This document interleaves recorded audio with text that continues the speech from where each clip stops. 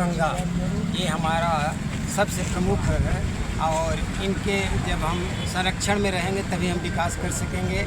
और गाय माता हमको ये जो देसी गाय है उसमें सूर्य की एक किरण होती है, सूर्य का उसमें स्रोत होता है जिससे गाय का दूध पीला होता है, गाय का घी भी पीला होता है, सूर्य की शक्ति उसमें ऊर्जा होता है। इसलिए हमको गाय का दूध सर्वोत्तम माना गया है और गौ को बचाना हमारा प्रमुख हिंदू धर्म है और करना चाहिए। इसलिए यही અને આપણું જે મુહિમ છે જે ગાયને રાષ્ટ્રમાતા જાહેર કરવાનું અને ગાયના માટે સખ્ત કાનૂનની જોગવાઈ થાય એ ટાઈપના આપણા જે પ્રયત્નો છે અને સહી ઝુંબેશથી આપણે આજે જે આવેદનપત્ર આપ્યું છે એનામાં આગળ મેં વાત કરી મુજબ 3 મહિના પછી આપણે જિલ્લામાં આવેદનપત્ર આપશું। જો કંઈ પણ કાર્યવાહી નહીં થાય તો એના પછી 3 મહિના પછી એવું લાગે છે કે કંઈ કાર્યવાહી થઈ જશે, ન થાય તો પછી રાજ્યમાં પણ આવેદનપત્ર આપશું।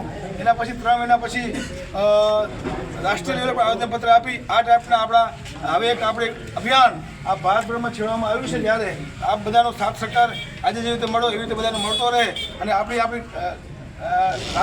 ગાયને રાષ્ટ્રમાતા બનાવીએ અને આપણા જે સનાતન સંસ્કૃતિમાં જે ગાયનું મહત્ત્વ છે, જે સનાતન સંસ્કૃતિમાં જે ગાયના જે એના ઉપયોગિતા છે, માનવ સમાજ સાથે જે ગાય અને પ્રકૃતિ સાથે જે ગાય જોડાયેલી છે એના સાચા આપણે જે ભારત દેશ છે સોનાની ચીડિયા જે હતો જે એનો સોનાની ચીડિયા આ ગાય માતાના માધ્યમથી બનાવી એવી આપણે બધા પ્રયત્ન કરવાના છે। આપ સૌ ઉપસ્થિત થયા, साधु संतो अपनी वच्चे उपस्थित था, सौनो अहींथी आप अहींया आभार व्यक्त करीए छीए। बोलो गौ माता की जय। गौ माता अगर हमें गौ रक्षा की बात करनी है तो सबसे पहले शुरुआत हमें हमारे घर से करनी होगी, क्योंकि अगर हम अपने घर से गौ रक्षा की शुरुआत नहीं करेंगे तो आगे कौन करेगा।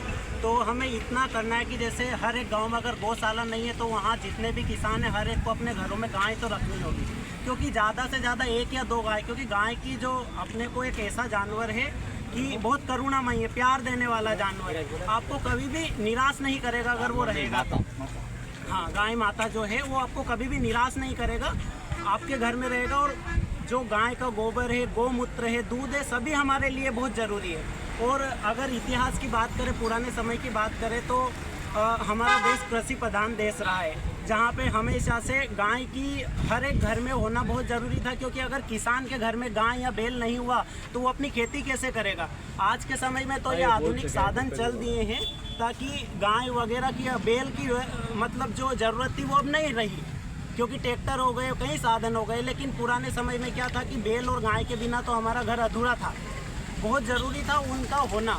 बस इतना ही कहना चाहूँगा। और हर एक गाँव में आप गौशाला का प्रबंध कीजिए और गोचर भूमि का, अगर ये रहा तो हो सकता है हर एक किसान अपने घर में गाय भी रख पाएगा, क्योंकि अगर गांव में गोचर भूमि नहीं हुई तो शायद किसान भी वहाँ निराश हो जाता है कि मैं अपनी खेती बाड़ी करूँ या फिर गाय की सेवा करूँ। तो अगर ऐसा रहा तो ऐसा अगर हर एक गांव में गोचर भूमि की व्यवस्था हो गई या पशुपालन जैसे गौशाला वगैरह स्थापित हो गई तो हमें ये थोड़ा आसान हो जाएगा गौ रक्षा करना।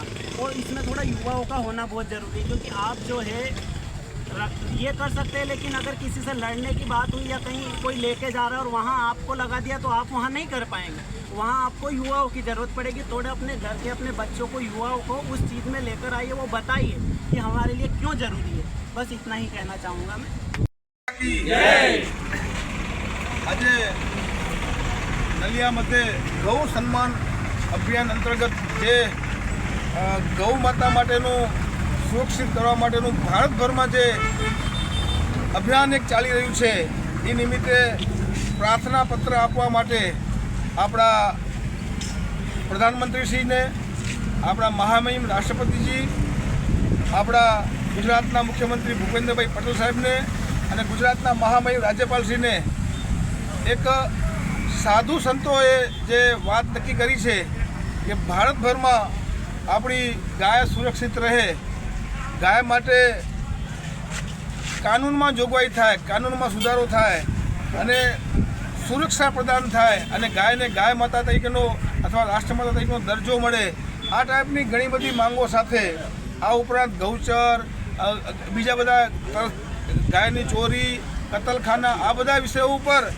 સખત કાનૂન બને અને ગાયને માતા તરીકેનો અવ્વલ દરજ્જો મળે એ હેતુથી સાધુ સંતો દ્વારા એક આખું મહિમ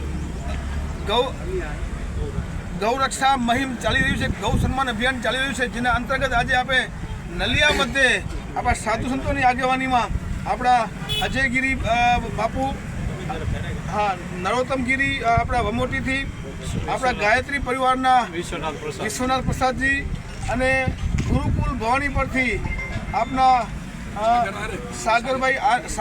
સાગર આર્યજી તેમજ આપણા આ વિસ્તારના સૌ આગેવાનોની સાથે મળી આપણે આજે આવેદનપત્ર આપવા જઈ રહ્યા છીએ ત્યારે સૌને અમે આવકારીએ છીએ અને વિષય ઉપર 1 મિનિટની વાત કરવા માટે હું સાગર આર્યજીને વિનંતી કરું कि आप इस विषय में कुछ बात कीजिए। Admission open Uma education trust સંચાલિત ઉમા વિદ્યાલય ગુજરાતી અને અંગ્રેજી બંને માધ્યમમાં શિક્ષણ આપવામાં આવે છે। શિશુ મંદિર 1 અને 2 સાથે એલકેજી અને યુકેજી તથા ધોરણ 1 થી 12 નો અભ્યાસ અમારે ત્યાં કરાવવામાં આવે છે। ઉચ્ચ માધ્યમિક અભ્યાસમાં આર્ટ્સ અને કોમર્સ પસંદ કરી શકો છો। સંસ્કૃતિ અને સંસ્કાર સાથે આધુનિક શિક્ષણ, બાળકના સર્વાંગી વિકાસ માટે રમતગમતની સાથે સાંસ્કૃતિક કાર્યક્રમો અને સ્વઅભ્યાસિક પ્રવૃત્તિઓ કરાવવામાં આવે છે। માતૃપિતૃ વંદના જેવા કાર્યક્રમોનું આયોજન કરી શાળા કક્ષાએ વિવિધ ઉજવણી કરવામાં આવે છે। બહાર ગામથી આવતા વિદ્યાર્થીઓ માટે બસની વ્યવસ્થા આપવામાં આવે છે। સાથે સમૂહ પ્રાર્થના, વ્યાયામો, કસરતો, વાલી મીટિંગ, માતૃપિતૃ વંદના વિશિષ્ટ કાર્યક્રમોની ઉજવણી અમારે ત્યાં કરવામાં આવે છે। તો રાહ શેની જુઓ છો? આજે જ એડમિશન લ્યો ઉમા વિદ્યાલયમાં। અમારું સરનામું નોંધી લેશો, બેરુ રોડ, નખત્રાણા, કચ્છ।